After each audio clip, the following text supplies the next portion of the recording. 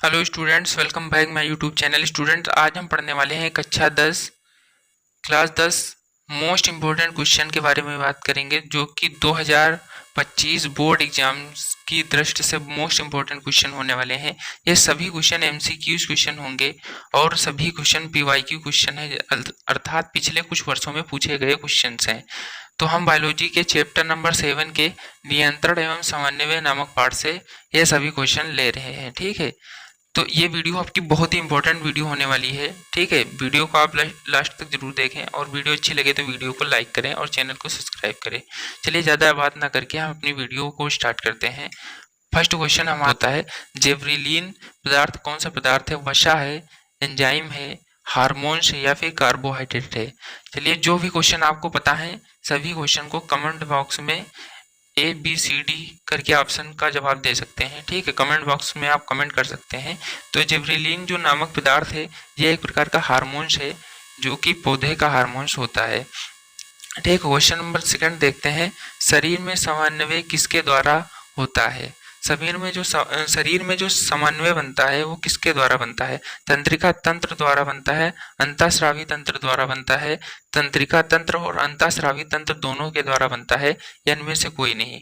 तो option number आपका third होगा, जो कि तंत्रिका तंत्र और अंतःस्रावी तंत्र दोनों के द्वारा हमारे शरीर में समन्वय बनता है। क्वेश्चन नंबर हमारा थर्ड है, क्वेश्चन नंबर थर्ड है, हार्मोन स्रावित होता है अंतःस्रावी ग्रंथियों से, बाह्य स्रावी ग्रंथियों से, नलिका ग्रंथि से, या इनमें से कोई नहीं? तो हमारा जो हार्मोन्स होता है वो अंतःस्रावी ग्रंथियों से स्रावित होता है, ना कि बाह्य और नलीदार जो ग्रंथियां होती हैं उनसे नहीं स्रावित होता है, अंतःस्रावी ग्रंथियों से स्रावित होता है। इसलिए आप आंसर नंबर फर्स्ट सही होगा। आपको जिस क्वेश्चन का आंसर पता है आप कमेंट बॉक्स में कमेंट कर सकते हैं। चलिए क्वेश्चन नंबर 4 देखते हैं। क्वेश्चन नंबर 4 है, ग्वाइटर और घेघा नामक रोग किस चीज की कमी से पनपता है? तो यह है चीनी की कमी से पनपता है, आयोडीन की कमी से पनपता है, रक्त की कमी से, या फिर मोटापे के कारण? तो जो हमारा घेघा नामक रोग है ये हमारा आयोडीन की कमी से हो जाता है, इसलिए ऑप्शन नंबर बी करेक्ट होगा। ठीक है, क्वेश्चन नंबर 5 देखते हैं। क्वेश्चन नंबर 5 है, मनुष्य शरीर में पाए जाने वाली ज्ञानेंद्रियां हैं। तो मनुष्य के शरीर में पाए जाने वाली ज्ञानेंद्रियां हैं नाक, कान, जीभ और त्वचा। ठीक है, तो ये तीनों जो ज्ञानेंद्रियां दी गई हैं ये हमारे मनुष्य के शरीर में पाई जाती हैं, इसलिए ऑप्शन नंबर डी सही होगा। क्वेश्चन नंबर 6 क्या है? क्वेश्चन नंबर 6 है, मस्तिष्क से निकलने वाली तंत्रिका ए कहलाती है। जो तंत्रिका ए है, हमारे जो मस्तिष्क अर्थात दिमाग से निकलने वाली तंत्रिका ए है वो क्या कहलाती है?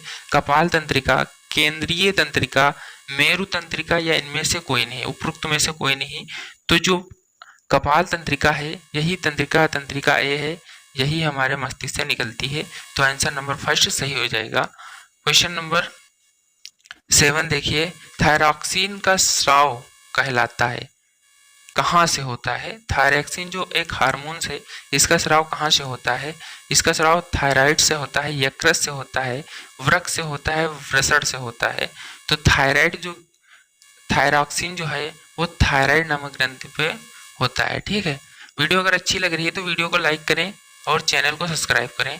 चैनल को सब्सक्राइब कर दें ताकि आपको आने वाली वीडियो भी मिल सके। ठीक है, चलिए क्वेश्चन नंबर 8 नंबर क्वेश्चन देखते हैं। मनुष्य में डायलिसिस थैली है। मनुष्य में ऐसी कौन सी थैली है जो डायलिसिस के रूप में कार्य करती है? नंबर 1 नेफ्रॉन, नियॉन, न्यूरॉन, या फिर माइटोकॉन्ड्रिया, इनमें से कोई नहीं। जो हमारा जो नेफ्रॉन होता है ये हमारा डायलिसिस थैली की तरह कार्य करता है। जो मेडिकल साइंस में जो डायलिसिस प्रक्रिया होती है यही प्रक्रिया हमारे शरीर में नेफ्रॉन करता है, तो इसलिए नेफ्रॉन को हमारे शरीर की डायलिसिस थैली कहा जाता है। चलिए क्वेश्चन नंबर 9 देखते हैं। क्वेश्चन नंबर 9 है, निम्न में से पादप हार्मोन्स है। निम्न में से कौन सा ऐसा हार्मोन्स है जो पादप हार्मोन्स है?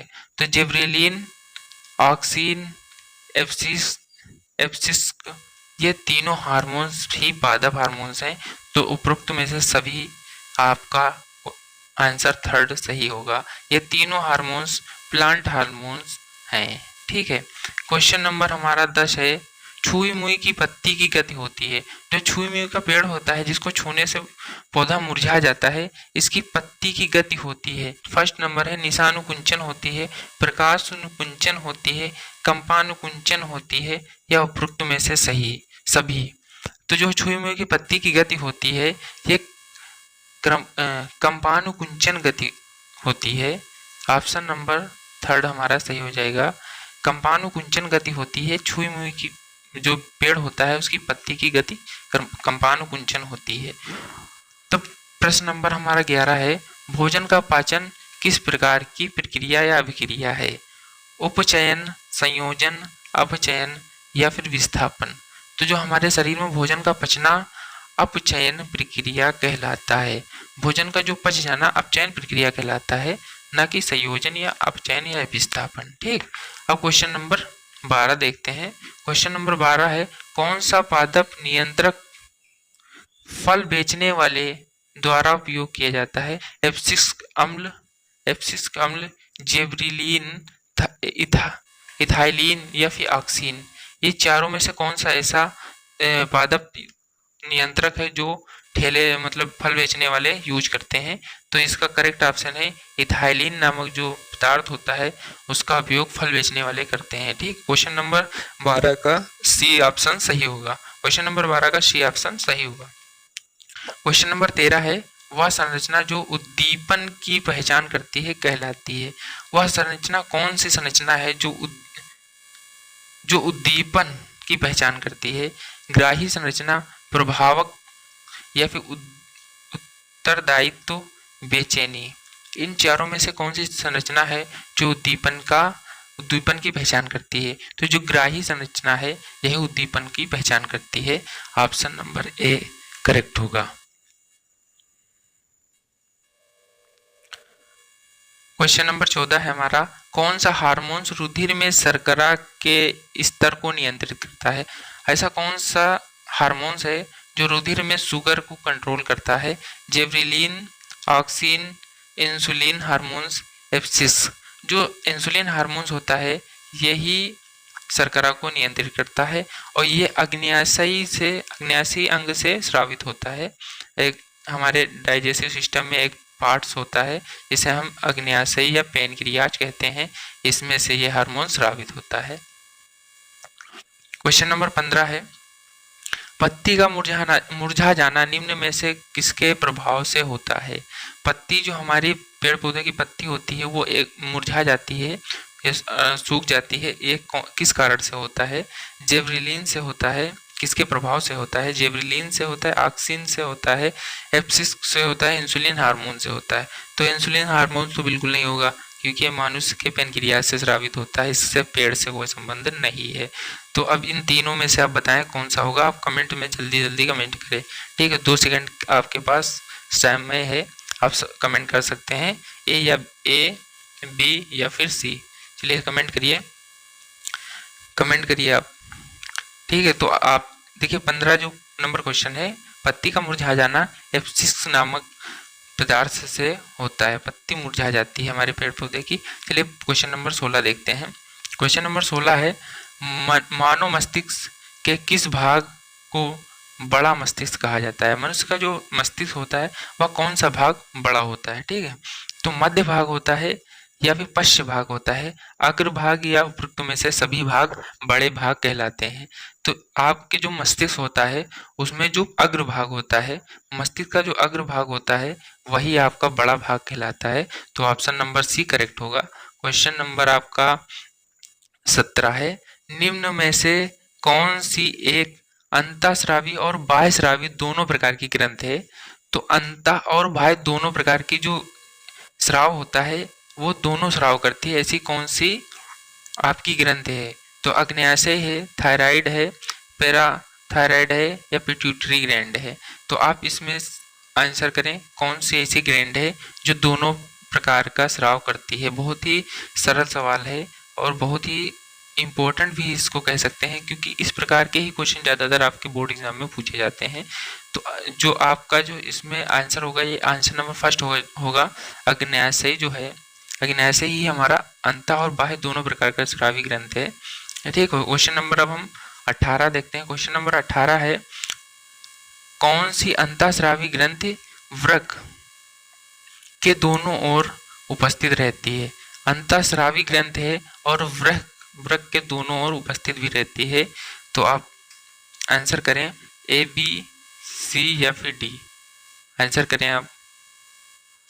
चलिए देखते हैं, गोनेडस, पिट्यूटरी ग्लैंड, अग्न्याशय ग्लैंड या एड्रिनल ग्लैंड, इन तीनों में से, चारों में से कौन सी ऐसी ग्रंथ है जो अंतःस्रावी होती है और वृक्क के दोनों ओर स्थित होती है? तो एड्रिनल ग्लैंड जो है हमारा ऑप्शन नंबर डी सही होगा। ठीक है, ऑप्शन नंबर डी हमारा करेक्ट होगा। एड्रिनल ग्लैंड जो है वो हमारे वृक्क के दोनों ओर उपस्थित होती है और अंतःस्रावी ग्रंथ भी होती है। क्वेश्चन नंबर 19 है हमारा, जीवों में ध्वनि ग्रहण करने के लिए संवेदी अंग कौन सा होता है?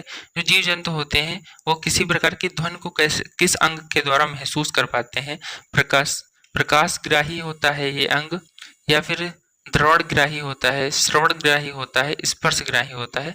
तो स्पर्शग्राही द्वारा स्पर्श की गई वस्तुओं को हम समझ पाते हैं, जान पाते हैं। ये हमारा जो आंसर होगा इसमें ऑप्शन नंबर सी होगा। श्रवणग्राही होता है, मतलब श्रव सुनकर हम जानते हैं। श्रवणग्राही होता है, यंत्र होता है, अंग होता है। इससे हम जो है संवेदी अंग होता है जो हम ध्वनि को ग्रहण करते हैं। क्वेश्चन नंबर 20 है, शरीर की सबसे बड़ी अंतःस्रावी ग्रंथि कौन सी है? जो शरीर के अंदर सबसे बड़ी अंतःस्रावी ग्रंथ है वो कौन सी ग्रंथ है? तो पीयूष ग्रंथ है, एड्रीनल ग्रंथ है, थायराइड ग्रंथ है, या इनमें से कोई नहीं? तो देखिए ये भी क्वेश्चन आपका बहुत इंपॉर्टेंट क्वेश्चन है, क्योंकि ये भी क्वेश्चन बहुत बार आपके यूपी बोर्ड में पूछा गया है और बीपी मतलब बिहार बोर्ड में भी पूछा जा चुका है। तो ये आपका सही आंसर होगा सी।